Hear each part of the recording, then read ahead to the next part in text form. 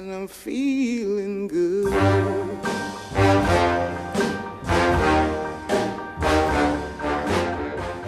I went to a church. Oh, so you're a churchgoer now. Well, see, I was a few weeks ago, Matt and Russell. We already and did that, Jimmy. so you're just jumping on the bandwagon. I know. I'm a follower, clearly. But the reason I went is because I was at the local cool lefty counterculture theater chain here in Austin, the Alamo Draft House, and picked up this flyer for something called SWAP. And sadly, it wasn't what I thought. There was no actual wife swapping going on at this church. It stands for Science and Wisdom's Alignment Project. Okay. Let me read a little bit from their flyer. It is time to acknowledge our common ideals and use them to transform our world. Current and future generations will refuse any religion that is inconsistent with facts and out of step with current conditions. Boy, that's strangely naive. All of them. Sounds like a good start, though. It's the Science and Wisdom's Alignment Projects invite all people of every faith and background, recognize that the facts and beauty of science are the complement to and not the adversary of faith, compare the common ideals that are clothed beneath our various fabrics of faith and viewpoint, create fertile ground for cooperative possibilities. So, wow, this sounded reasonable. I checked into this church. It's a very liberal church. It's Presbyterian, very liberal left-wing Presbyterian church here in Austin, not far actually from where I live. Mm-hmm. And in fact, they made a bit of news in recent years by accepting an atheist into their congregation. I don't know this guy personally, but I've heard about him. He's a UT professor, and apparently his view is that he actually wants to accomplish stuff rather than fight with Christians all the time. So he allied with them mainly on social issues. They accepted him? Do Yeah. liberal churches actually screen people out? Well, I mean, there is an issue when you're a member of the congregation and you openly say you don't believe that the God exists. I guess. That's what I'm talking about. So they have a website, but which I don't know what it is, and I had trouble finding it. It's not listed on their flyer, but it's St. Andrew's Presbyterian Church. I would think. I mean, we've had discussions before about how, once you're on the rolls of a church congregation, they never let you go because they want to claim they have as many members as they can, so that they can talk like they're this big, powerful organization. And that apparently happens a lot. But so it doesn't seem that hard to be an atheist and get into a church. You're saying he could have been a member, a believer, and then become an atheist and still been on the rolls. No, I mean they're not actively pushing people out. Oh, they're happy. But this was apparently somewhat controversial. On their website, they have essays from the pastor and from this atheist talking about this particular issue. Apparently, they each got flack from their side. So anyway, so I thought, since it's so close by and it's just on the morning of a show, I'd go down there and find out what the hell is going on, right? And it seemed pretty cool. But I did have one question that I really wanted to find an opportunity to ask, which is, it looks like what you people are saying is that you're going to accept the findings of science and work your beliefs around that. Mm-hmm. What do you do, though, if, hypothetically, at some point in the future, science definitively disproves the existence of your God? Right? I mean, what if we finally did figure out, what the base original state of the universe was and how, according to entirely natural laws without no supernatural input, conditions that they are now naturally followed, right? Right. That would pretty much be a knife through the heart of God.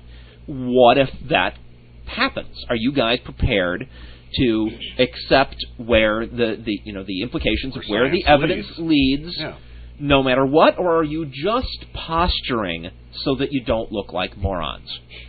That was my question. So, probably phrased a little better, but nicer. So, include the yes, moron Matt. word. Can I interject for something that's kind of off topic for just a second? Yeah. On the off chance, the guys in the chat room already know this. We've got some great folks. Every time we broadcast live, we've got the chat room up. It's irc.wickedwire.net, and the channel's Pound on Profits. They're in there. They know what's going on, and that is that we're hosting this live stream from one of my second machines, and we just got flood attacked right at the start of the show. So much so that we almost didn't get to the Stream Ripper connected in time. But I'd just like to point out that nobody got dropped. And whoever the guy was who was doing the flood attack, we grabbed his IP address. He's on Southwestern Bell, I think out of Plano, based on the way the IP resolved. And we've sent an email to the abuse@ email address for Southwestern Bell. So for the guy who tried to do that, if you're listening, my kung fu is way fucking better than yours. Cool. All right. Good for us. Okay, so I went down there, and it was in a church, and in the sanctuary is where the conference was happening, and they had a guy, Alan Davison. I don't know what his deal is, where he comes from, what his whether he has some title or background, or I have no idea. But he did the welcome and introduction, and here's the things that he said. He made these claims that religion is what used to hold our cultures together. Right? They provided a shared beliefs that, made everybody be the same, so that they'd all be on the same side. All right. You can make that argument. Yeah. It didn't hold, the world together. It held little tribes together against each other. But, But he didn't say that. But he made a more blanket statement. Then he said that that's not the way it is now, and that secular institutions are holding our cultures together, and that they are inferior at this task. Really? Did he offer any rationale? No justification whatsoever. Just a blanket statement. I think probably when asked, he would point to any of a number of social ills and say, those are proof that the secular institutions aren't doing their job. Never mind the fact of the study that showed that the more religious a culture is, the more they tend to be overrun and dysfunctional. Yes, Matt. To me, it seems like he just completely switched context. He starts off talking about how religion has held our cultures together. Yeah. But he's talking about religion holding individual cultures together and not all cultures together. And then when he talks about how secular institutions are holding our cultures together, he's talking about how different cultures are interacting. And basically, he's not said anything different. You've still got little cultures, which are in some cases governed by their religion and in some cases governed by secular reason. But the bonds between those cultures are secular in nature because religions can't meet. They are inherently divisive. Well, he thinks they can. He's nuts. He thinks they can. But, well, he's wrong. But, I mean, to the extent that we've got these issues that we're aware of that we seemingly didn't have a long time ago, the world is much more interconnected now. We're more aware of each other, and there are a lot of different cultures that are needing to deal with each other now. And there are a lot of issues surrounding that, basically. Yeah, but the horrible thing is, we're more connected. You might be able to argue we're more aware of each other, but we're certainly not more educated about each other. Well, we are. Americans don't know crap about foreign countries. Yeah, but if you compare us to a bunch of Spanish Inquisition guys. Well, we are more educated than we used to be, and that is more educated, thanks to the secular institutions. We're more holding expected. Our world together. What? We're more expected. Yes, that's true. We are perhaps less well educated than we were, say, 20 years ago.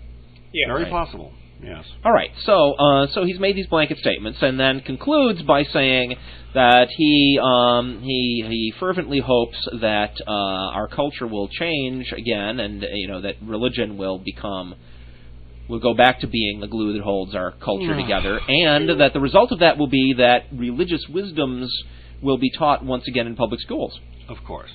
Now, this was a liberal church, huh? This was a liberal church. Now, he did make a distinction. He said no particular religion should be taught. Sure. But that religious wisdoms should be taught. Sure. Which is, what the fuck difference does that make? Which is code as far words as for my religion. It's that generic theism should be taught, or generic supernatural beliefs should be taught. Never mind the fact that there's people in our culture that don't believe it. Okay, so that was just the introduction. Ooh, ooh, ooh, ooh.